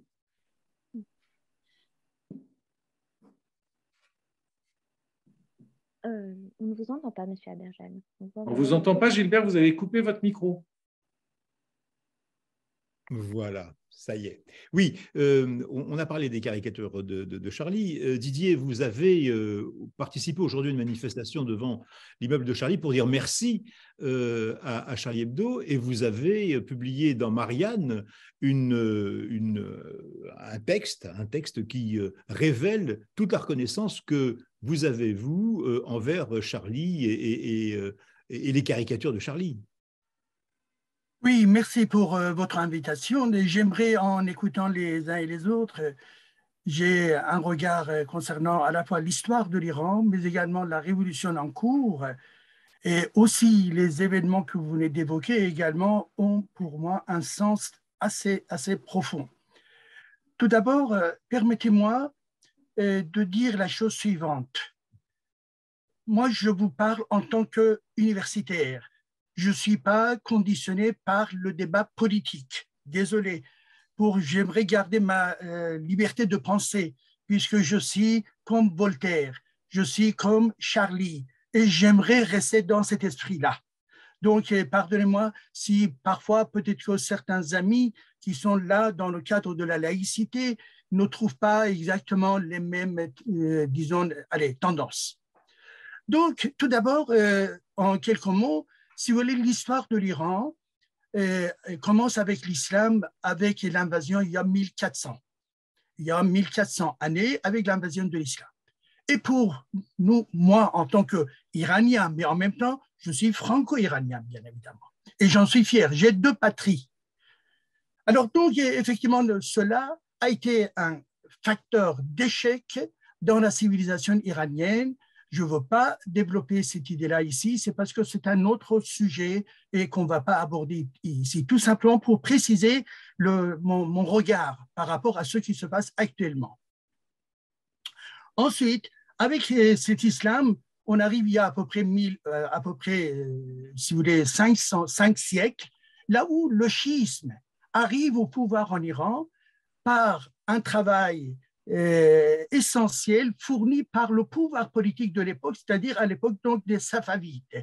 Et donc c'est à l'époque de Safavides, il y a 5 siècles, où on a mis au pouvoir effectivement le chiisme. Le chiisme a été fabriqué par la dynastie des Safavides, avec à la fois des mollahs de l'époque, les majlissis, etc., mais également sur la base de la volonté du gouvernement de l'époque qui était en concurrence avec l'Empire ottoman. Ensuite, on arrive effectivement troisième date. Troisième date, à partir donc de Safavides, il y a 5 siècles, il y a un mécanisme, un processus d'intégration ou bien, si vous voulez, de mariage entre l'aspect politique et l'aspect religieux qui a duré pendant 5 siècles pour arriver au moment de la révolution islamiste en Iran. Et ce qui s'est passé, effectivement, avec la révolution en Iran, avant que je vous explique un petit peu mon regard par rapport à la révolution actuelle, écoutez bien, il y a 120 ans, avant d'aborder la révolution islamiste, il y a 120 ans, il y avait en Iran ce qu'on appelait la révolution constitutionnelle. La révolution constitutionnelle qui était disons, sur la base de ce qui se passait en Europe, si vous voulez, une certaine modernité, c'est-à-dire parler de la démocratie et tout ça. Et donc, la révolution constitutionnelle cherchait effectivement à limiter le pouvoir donc, du despotisme royal de l'époque et à mettre en place effectivement un parlement. Ça, c'était le côté progressiste de ce qui s'est passé il y a 120 ans. On arrive effectivement au moment de la révolution, si vous voulez, des islamistes en 1999, n'est-ce pas, la révolution de Khomeini. Il s'agit effectivement, selon mes analyses, d'une révolution utopique, religieuse et réactionnaire. Pourquoi? Tout simplement parce que cette révolution-là était confisquée par bien évidemment Khomeini, chiiste, mais également ce qui était proposé par cette révolution, eh bien, suivez-moi, c'est le parti, c'est uniquement le parti de Dieu, Hezbollah, et donc c'est dans l'islam que vous allez trouver tout. Et donc, puisque dans la société, il y avait une conviction profonde par rapport à l'islam et par rapport à sa tendance chiite, eh bien, Khomeini n'a pas fait de coup d'État. Khomeini s'appuyait sur cette conviction profonde dans la société iranienne et qui est bien évidemment une conviction complètement réactionnaire et donc religieuse. Et malheureusement, vous parliez, il y a des amis, ils parlaient également, si vous voulez, de ce qui s'est passé en France, par exemple avec Foucault, etc. Et en Iran également, les intellectuels de gauche, les intellectuels iraniens, eh bien, pour la grosse partie, pas tous, mais la grosse partie, ont été également dans cette illusion comme quoi, effectivement, le Shah représentait l'impérialisme américain et donc il y a Khomeini qui est anti-impérialiste, donc il faut faire des alliances avec celui-là. Eh bien, là, c'était une erreur fondamentale. Ce qui était massacré ici à ce moment-là, c'était la question de la liberté, la question de la laïcité, car ces points-là, ces phénomènes-là étaient considérés effectivement comme effectivement des mécanismes impérialistes dans le pays. Et donc, effectivement, il fallait il fallait s'opposer d'une certaine manière. Alors, donc, cette révolution, si vous voulez, et à ne pas oublier également Foucault, je suis absolument d'accord avec notre ami Malka, eh bien, il a raison quand il a dit qu'effectivement, si vous voulez, Foucault, effectivement, quand il parlait de la révolution iranienne, donc de Khomeini, comme l'esprit dans un monde sans âme. Dans un monde sans âme, ça c'est grave ça. Et moi, je l'ai rencontré une fois si vous voulez, au Collège de France, c'était en début des années 80. Je lui ai dit, cher ami, je suis allé là-bas pour écouter dans son séminaire. J'ai dit, écoutez, qu'en pensez-vous par rapport à ce que vous avez évoqué sur la révolution iranienne? Et après, il m'a regardé, il a fait comme ça, il m'a dit cette phrase-là que j'ai gardée toujours en tête. Il m'a dit, on se trompe et parfois on se trompe, mais on ne sait pas pourquoi on s'est trompé. C'était sa phrase. Et bon, c'est une réponse un peu légère, à mon avis, car de toute façon, moi, je n'attendais pas, en tant qu'intellectuel, de sa part, un intellectuel si brillant qu'il y ait effectivement cette erreur de penser qu'effectivement, puisque la foule dans la société et que par conséquent, la foule a raison et qu'on a oublié l'héritage des Lumières en France, l'héritage de la démocratie en France et que là, le slogan religieux a effectivement fait le reste. Et que par conséquent, pour cette révolution islamiste en Iran, c'est-à-dire en 1979, pour moi, islamiste ou islamique, c'est pareil pour moi. Car tout simplement pour évoquer avec vous, chers amis, moi je suis jusqu'à maintenant, enfin depuis à peu près dans ces dernières années, j'ai publié 5 livres, malheureusement c'est en persan, mais c'est pas malheureusement, mais c'est en persan, mais quelques-uns sont en train d'être traduits, si vous voulez. Un ouvrage si vous voulez, de 400 pages pour montrer qu'effectivement le Coran a été construit pendant 4 siècles, là. Donc, c'est l'histoire des hommes, n'est-ce pas? Un autre ouvrage dans la critique des réformateurs islamiques tels que Sorouch, qu'on a évoqué. Et troisième point, c'est sur, si vous voulez, la société iranienne, la question du pouvoir politique et la question de la laïcité en Iran, et encore un autre ouvrage sur la crise et le défi écologique dans le monde et dans l'Iran, etc., etc. Donc, ce qui se passe actuellement avec cette révolution-là, c'est quoi? C'est quoi exactement? C'est une révolution contre la révolution de 1979. C'est à l'opposé, car ce qui s'est passé au moment de 1979, vous avez une idée, c'est l'illusion de la société et croire qu'effectivement ce pouvoir est un pouvoir progressiste. Cela a duré 10 ans. Ensuite, on arrive à l'époque où on commence à parler de la réforme. Oui, il est possible de réformer le système politique, etc., etc. Et cela a duré 25 ans.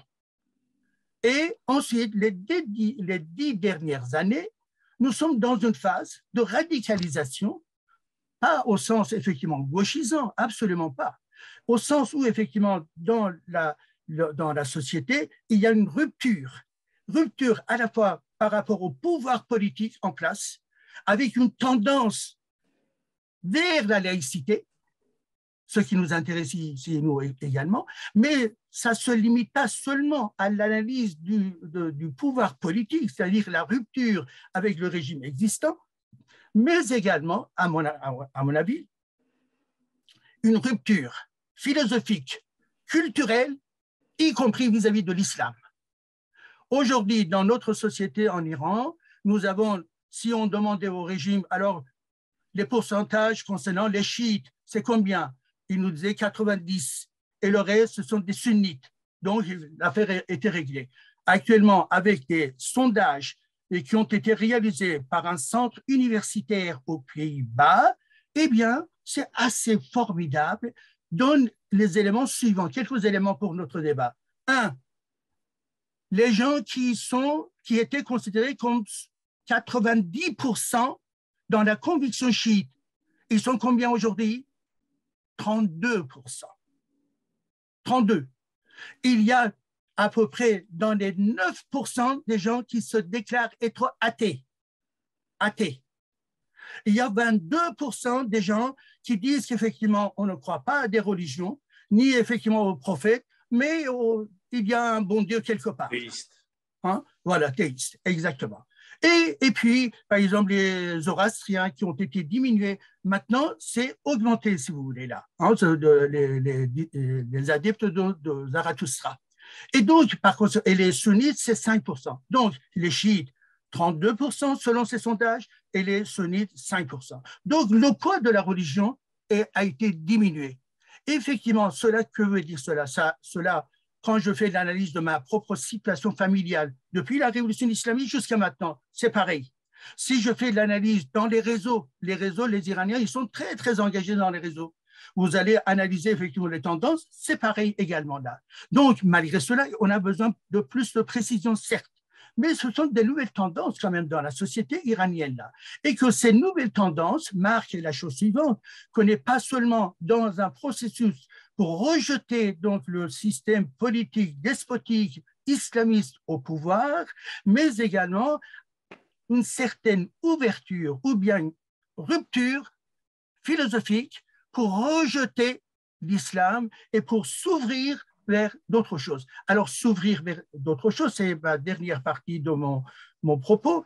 Écoutez, moi, j'ai toujours gardé dans mon esprit l'image du maître Malka, car effectivement, quand je suis venu en France, enfin, au départ, j'étais venu en France dans les années 70 pour faire mes études. Après, je suis parti en Iran. À l'époque, j'étais marxiste, mais j'étais toujours effectivement dans l'opposition du régime là. Même si mon idéologie marxiste était une idéologie erronée, bien évidemment. Mais maintenant que j'analyse comme ça. Et après, quand je suis revenu en tant qu'exilé politique, si vous voulez, en 83, eh bien là, ce qui m'intéressait, c'est à la fois la démocratie, les droits de l'homme, mais également la question de la laïcité. Et je me rappelle qu'effectivement, au bout d'un certain temps, moi qui étais devenu en fait abonné à Charlie Hebdo, hein, et donc je me rappelle très bien du procès de 2006 et que donc Maître Malka était là également, et également avec donc l'équipe donc de Charlie Hebdo, j'ai toujours gardé en mémoire ce moment historique, car moi, je me disais la chose suivante: il ne faut pas qu'on nous juge, nous les Iraniens, sur la base des critères nationalistes ou islamistes. Non, il faut qu'on nous analyse dans le cadre des valeurs universelles, des critères universels, c'est-à-dire en disant que oui, ou des Iraniens, oui, l'islam, machin, des choses comme ça. Non. Moi, j'aimerais avoir également un regard toujours sur les Lumières en France, là. Moi, je suis l'enfant des Lumières, là. Et donc, effectivement, quand un jour, il y avait quelqu'un, un politique, je ne veux pas nommer, enfin, donner son nom ici, mais qui était juste ce qu'il disait. Il disait, nous pensons en France qu'effectivement, les valeurs telles que la laïcité, la démocratie, c'est uniquement notre valeur ici en France, et cela ne sont pas les valeurs, par exemple, des Iraniens. Et c'est faux là. Donc aujourd'hui, avec l'ouverture du monde, avec effectivement l'échange au niveau donc, des critères et des valeurs, etc., il faut penser, il faut comprendre ce qui se passe en Iran également sur la base des valeurs internationales, des valeurs universelles. Et que donc, actuellement, la révolution qui est en cours, une révolution politique, car qui cherche le renversement du régime islamiste, une révolution avec une tendance féminine, très, très forte. C'est pour la première fois dans l'histoire de l'Iran, là. 3, c'est une révolution qui est avec une tendance laïque, car effectivement, vous ne trouvez plus des slogans laïques, pardonnez-moi, religieux dans cette révolution-là, tandis que ça a été toujours le cas, des slogans religieux, machin, et des choses comme ça. Et 4, c'est une révolution également qui a été la base de l'unité nationale. Et donc, le régime cherchait à nous diviser. Et cette fois-ci, vraiment, on est très, très soudés d'une certaine manière. Alors, merci beaucoup, monsieur Ijadi. Juste Iris, juste par rapport à la question qui a été posée là, et je termine, pardonnez-moi. Aujourd'hui, j'étais effectivement devant, avec, ça a été évoqué par notre ami Gilbert, eh bien, j'étais à l'initiative d'organiser une pétition, lettre de remerciement, pour Charlie. Et donc, effectivement, j'ai contacté un certain nombre, disons, de collègues ici et dans d'autres pays, etc.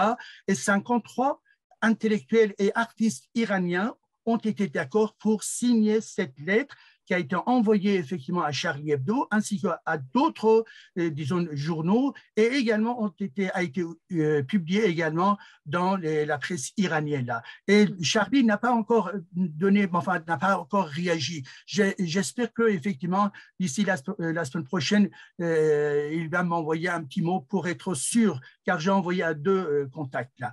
D'autre part, aujourd'hui, on était devant le siège, bien sûr l'ancien siège, là où effectivement les terroristes ont attaqué, tout simplement pour dire, comme vous l'avez évoqué là, le régime islamiste en Iran nous attaque, nous tous, c'est-à-dire les gens qui sont pour la liberté, pour la démocratie, mais également qui sont dans l'esprit de Charlie. Eh bien, le grand chef de l'armée du régime a menacé directement la France en disant qu'effectivement, avec Charlie, vous allez voir ce que vous allez voir également là. Et donc, en face de ces gens-là, à nous d'être unis, nous les Iraniens, nous sommes reconnaissants vis-à-vis de Charlie, car Charlie, c'est le combat de la laïcité, c'est le combat de la liberté, c'est le combat effectivement, de la question humaine. Et que par conséquent, il ose le faire. Et j'aime bien cet esprit qui ose là.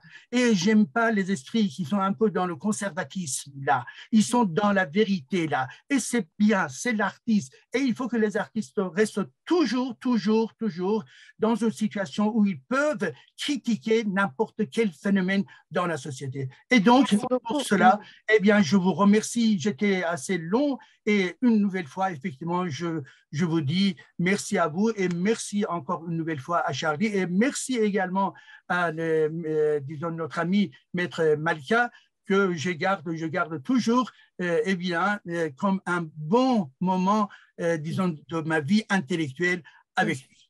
Merci beaucoup, Monsieur Edjadi. Je ne doute pas que votre initiative parviendra jusqu'à nos amis de Charlie, puisque cette tribune donc, a été publiée par Marianne et ce rendez-vous aujourd'hui en face des locaux de la rue Nicolas Appert a également été relayé diversement.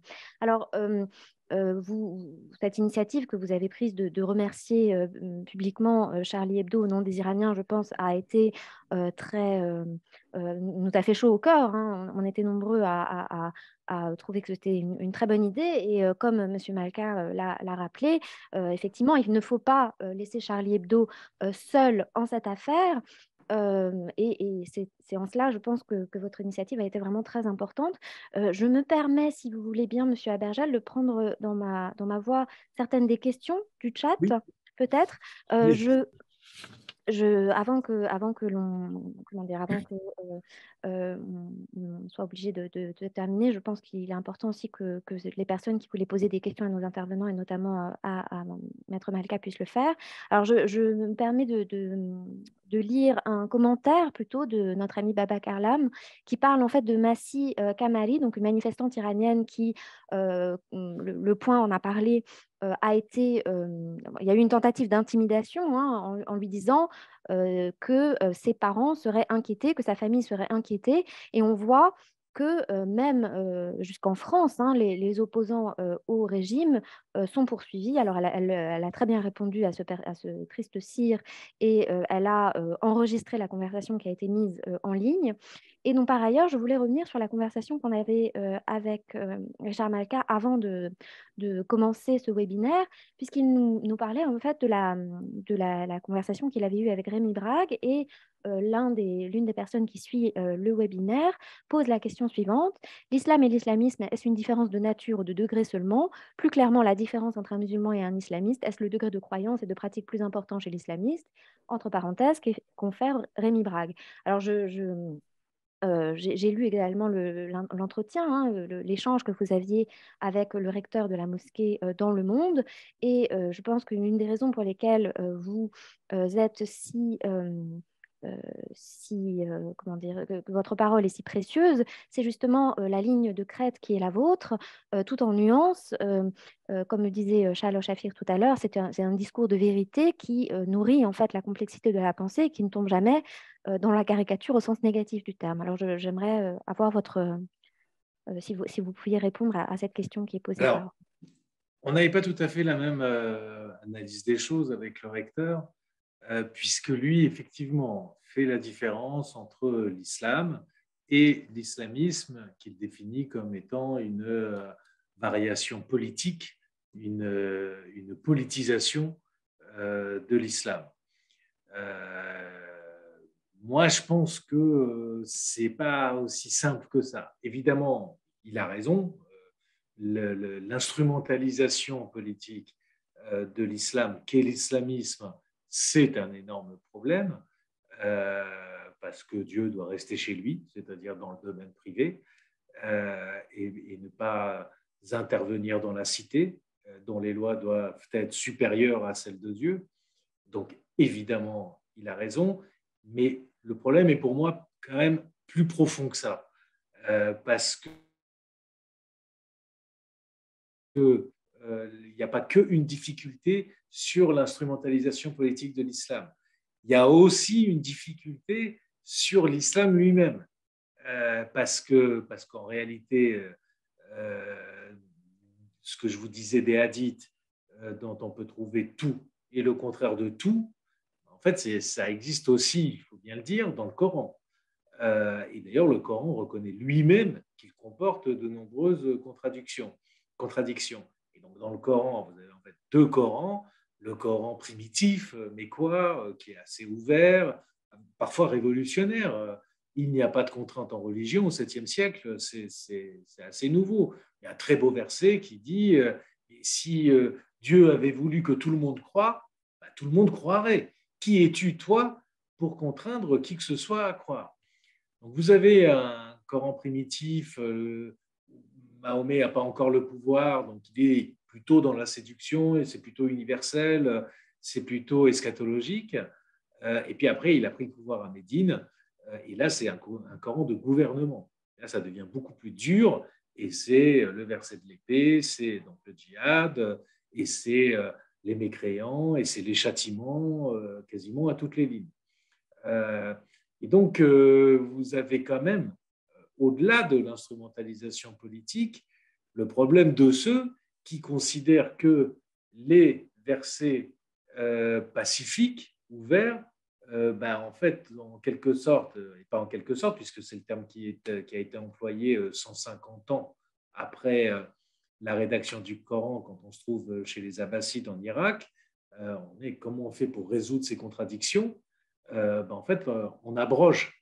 C'est la théorie de l'abrogation des versets pacifiques du Coran primitif par les versets ultérieurs en disant chronologiquement, c'est les derniers qui importent.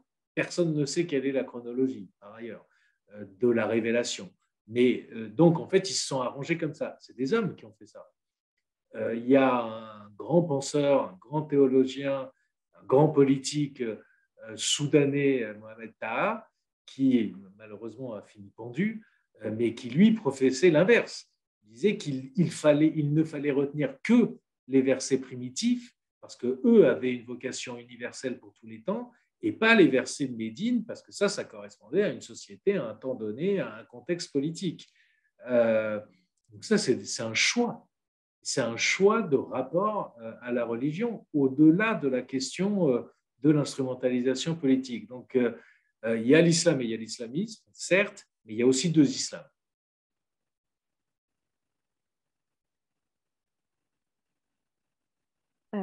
Vous évoquiez également dans cet article la personnalité de Mohamed Abdou. Est-ce que vous voulez en dire quelques mots? Ça, c'est une personnalité franchement fascinante, parce que c'est une vie d'aventurier, il a été journaliste, il était égyptien, il a fait plusieurs métiers, il a dû s'exiler en France. C'était un théologien, un philosophe. Il rencontre en France, on est à la fin du 19e siècle, il rencontre le grand penseur perse, qui, contrairement à ce que dit son nom, Al-Afghani. Et de cette rencontre naît la Nahda, c'est-à-dire le mouvement d'éveil de l'islam, une volonté de moderniser l'islam. Et d'ailleurs, Mohamed Abdou écartait, lui, totalement tous les hadiths comme n'étant pas fiables. Il ne se reportait qu'au Coran, il rentre en Égypte et il devient le grand moufti d'Égypte, qui est quand même pas moins musulman que qui que ce soit. Il avait il renoue avec les Mutazilites, dont je parle beaucoup, qui en réalité étaient beaucoup perses aussi, dans sa vénération de la raison et du libre arbitre humain. Et il a été grand moufti jusqu'à de 1899 à 1905. Et donc, lui place au centre de ce mouvement de modernisation qu'il appelle de ses voeux de l'islam, la raison, la liberté, une modernisation. Et voilà, mais toute la difficulté, c'est des penseurs comme ceux-là, il y en a beaucoup, il y en a toujours eu beaucoup en fait, et il y en a beaucoup aujourd'hui aussi. Et comment on fait pour passer de ces penseurs au peuple musulman? Et il faut bien avouer que on n'est pas, en tout cas les prédicateurs rigoristes, littéralistes, radicaux, fanatiques, sont bien meilleurs que nous pour communiquer sur les réseaux sociaux, sont beaucoup plus actifs, parlent beaucoup plus fort, sont éventuellement beaucoup mieux financés que ceux qui essaient de porter une parole de nuance, de complexité et de rapport libéral à la religion. Et c'est ça qui est inquiétant. C'est que l'orthodoxie, en fait, ça devient la radicalité. Ça devient, je suis une ancienne chanteuse et j'écoute plus de musique. Et ça fait modèle. Et ça fait un énorme succès. Et on l'entend dire ça et, avec le sourire. Ouais. Ne plus écouter de musique. Ça dit quelque chose. C'est un marqueur quand même très fort. Qui renonce à écouter de la musique? Je vous invite à faire un peu de politique fiction. Est-ce qu'on peut imaginer que la chute du régime des Mollahs puisse avoir quelques conséquences et lesquelles sur tout le Proche-Orient? Moi, ça me paraît évident, mais je vais laisser Didier parler. Mais ça va au-delà du Proche-Orient. Oui. Ça aura une influence sur l'islam dans sa globalité, par capillarité, et y compris sur le sunnisme. Alors, pour compléter ou ajouter à ce qui a été dit par notre ami Malka, l'Iran est un pays musulman, mais n'est pas un pays arabe.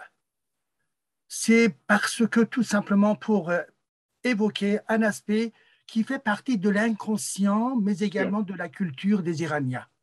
C'est-à-dire, par exemple, là, même si ce ne sont pas des éléments toujours vivants, par exemple, la référence par rapport à Zarathustra, ça existe, là, ça existe. Dans certaines traditions, dans certaines coutumes, etc., ça existe. Nowruz, c'est la plus grande fête des Iraniens, c'est Nowruz, qui est le nouvel an, c'est-à-dire effectivement 21 mars. Et par rapport à des fêtes religieuses, ça n'a pas du tout comparable. On ne peut pas comparer. Et que par conséquent, pour vous donner un exemple, mais également, on est également dans la terre du mitraïsme en Iran. Mais également, il y avait également des grands poètes tels que Ferdowsi et d'autres également là. Et donc, si vous voulez, dans la culture et dans l'inconscient des Iraniens, il y avait déjà cette culture-là. Et ensuite, quand il y a l'invasion islamique, eh bien, sa tâche, ça consiste effectivement à abîmer, à repousser ce qui existait déjà dans l'identité iranienne. Là. Et que quand on arrive effectivement aux alentours à peu près, disons, il y a un siècle et demi, à nouveau, là, le contact avec l'Occident, rapidement, effectivement, eh bien, ouvre de nouvelles perspectives. C'est-à-dire, il y a des penseurs qui commencent à parler, pas seulement de leur passé, mais également des Lumières, de la loi, de la France, si vous voulez là. Et nous avons des relations effectivement historiques avec la France depuis à peu près 5 siècles, si vous voulez là. Et du point de vue culturel, il y a un siècle et demi où il y avait des échanges très très forts, si vous voulez là. Et que par conséquent, il y a cette particularité, il faut en tenir compte là. Tandis que dans le Moyen-Orient, eh bien, la grande partie, disons, des pays sont essentiellement caractérisés par l'islam. Et donc, un certain nombre de ces peuples ont perdu également leur tradition ancienne, etc., etc., mais pour devenir arabisés d'une certaine manière, si vous voulez là. Car à l'origine, en fait, l'Arabie, c'était la terre, le territoire de l'islam, c'était Hejaz, une partie donc de l'Arabie du Sud, si vous voulez, d'une certaine manière. Alors, par conséquent, la révolution islamiste en 1979 a eu un grand impact pour influencer effectivement les pays arabes. Et les pays non seulement arabes, mais également dans le monde. C'est-à-dire en disant qu'effectivement, vous voyez, les Iraniens, OK, on n'est pas des chiites comme eux, mais il y a la question du pouvoir. On peut le reprendre, le pouvoir là. Et donc, ça a été un moteur pour justement mettre en place toute une stratégie donc, des groupes islamistes et terroristes dans le monde. Et que ce monde-là, beaucoup de, disons, islamistes et sunnites, mais également, bien sûr, aussi, il y avait aussi des chiites également là. Et maintenant, dans l'état actuel, si vous voulez, dans l'état actuel, à ne pas oublier, l'islamisme au pouvoir en Iran, avec le daéchisme qui était, disons, en opération en Syrie, en Irak, et qui a provoqué effectivement l'étonnement ou bien l'interrogation, disons, du monde entier en disant que vous voyez là, ces gens-là, ils sont en train d'égorger. Mais le régime iranien a égorgé beaucoup. À ne pas oublier, des milliers, on peut en parler à un autre moment, des milliers de personnes ont été exécutées depuis la révolution islamiste jusqu'à maintenant. Et aujourd'hui, la presse en parle de 4 qui sont exécutés tout récemment. Mais nous avons une grande histoire concernant les exécutions en Iran, là. Oui, Madame Shafir, on a parlé aussi assez longuement tout à l'heure. Je ne sais pas si vous voulez réagir plus directement sur les retombées dans le Moyen-Orient. Oui, alors, donc, tout simplement, je veux dire, avec cette révolution, si vous voulez, ce que j'ai constaté en contactant évidemment les amis, disons, du maghrébin, et bien parfois irakiens, etc., eh bien, il y en a deux types de tendances. À la fois un certain enthousiasme de la part de quelques intellectuels dans ces pays-là, mais également il y a un certain, si vous voulez, une certaine méfiance dans ces pays-là vis-à-vis de ce qui se passe actuellement en Iran. Là. Mais si la révolution en Iran eh bien, avance, eh bien, fait tomber le régime, sûr et certain, dans tous ces pays du Moyen-Orient, il y aura un grand impact pour provoquer un grand bouleversement politique et également culturel, même si effectivement il y a toujours l'histoire effectivement des guerres idéologiques entre les sunnites et les chiites, si vous voulez là, mais parce que en fait le modèle des Iraniens, surtout des femmes iraniennes là, a touché beaucoup, y compris en Afghanistan, aussi en Syrie, également concernant, disons, les Tunisiennes, car j'ai eu des retours là. Et donc, effectivement, ces âmes sont sensibles par rapport à ce qui se passe en Iran, et malgré le poids encore fort donc, de la religion, eh bien, moi, je pense que l'impact iranien sera assez conséquent avec cette révolution en cours. Merci beaucoup, Monsieur Ejadi. Je me permets simplement alors je n'ai pas encore eu le temps de le lire, mais Omar Youssef Soleiman, que Maître Malka avait convié à témoigner lors du procès en appel, a écrit un article sur le sujet justement des inspirations en fait dans le Proche et le Moyen-Orient du mouvement iranien. C'est dans l'avant-dernier numéro de Charlie, donc j'en profite pour l'évoquer. Et je vais prendre encore peut-être une dernière question. Peut-être y en aura-t-il d'autres, je ne sais pas, dans ma voix. On nous pose la question des réactions de la diplomatie française en soutien à l'initiative de Charlie Hebdo et aux Iraniens qui ont participé et en réaction aux menaces du régime iranien. Je ne sais pas, Maître Malka, si vous savez quelque chose de possibles réactions de la diplomatie française en soutien à l'initiative de Charlie. Moi, je n'ai pas d'informations. J'ai aucune information sur ce sujet-là. Non. Merci. Alors, on peut prolonger la question, peut-être. Que peut-on attendre? Que peut-on attendre aujourd'hui en tant que citoyen tétanisé par la situation iranienne de notre pouvoir politique et de notre diplomatie? Est-ce qu'il y a des choses... Moi, j'attends qu'on classe les gardiens de la Révolution comme organisation terroriste, comme de nombreux pays européens et étrangers l'ont déjà fait. J'espère qu'on va vers cette décision, parce que le contraire serait incompréhensible. Et c'est un acte symbolique fort.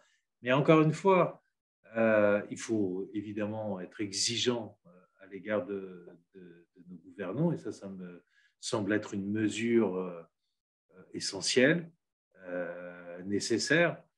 Mais on ne peut pas toujours se reporter sur ce sujet comme sur d'autres, sur nos gouvernements. Voilà, vous faites ce webinaire, c'est une petite pierre, ça ne sert pas à rien en fait. Et je pense que ça, Iris nous le dira, c'est important là-bas qu'ils sachent qu'on s'exprime, qu'on les soutient. Et c'est à chacun à sa mesure, d'apporter sa petite pierre par n'importe quel moyen. Mais c'est vraiment, alors, je comprends bien que tout le monde n'a pas comme préoccupation ce qui se passe en Iran, que la vie est dure, que pour plein de gens, faut d'abord s'occuper de chez soi et qu'on est très loin de ces débats-là. Mais la France, on porte un message universel et chaque citoyen le porte. Et en tout cas, ceux qui s'intéressent à la politique, je trouve plus intéressant de prendre des initiatives en soutien à l'Iran que de débaptiser une ville de Pantin à Pantine. Ça me semble plus courageux et plus constructif. Bien, écoutez, je vous remercie à tous. Merci Iris pour avoir animé ce débat. Merci Richard, merci Didier et merci Charla qui nous rejoindra, mais on sera déjà parti, pour nous avoir fait partager votre enthousiasme. Alors, nous allons porter l'espoir. Nous allons porter l'espoir d'Iris, hein, vous l'avez exprimé. Nous allons aussi partager la conviction de Richard qui disait qu'effectivement, ce régime, sa fin est programmée aujourd'hui. Nous reviendrons bien entendu sur la situation en Iran, sur cette révolution iranienne, dans d'autres prochaines manifestations, peut-être sous la forme, je ne sais pas, de pétitions demandant à ce que cette organisation soit déclarée comme terroriste. Hein. Enfin voilà, nous appellerons à des manifestations, nous vous organiserons des colloques. Enfin, en tout cas, nous avons ouvert ce soir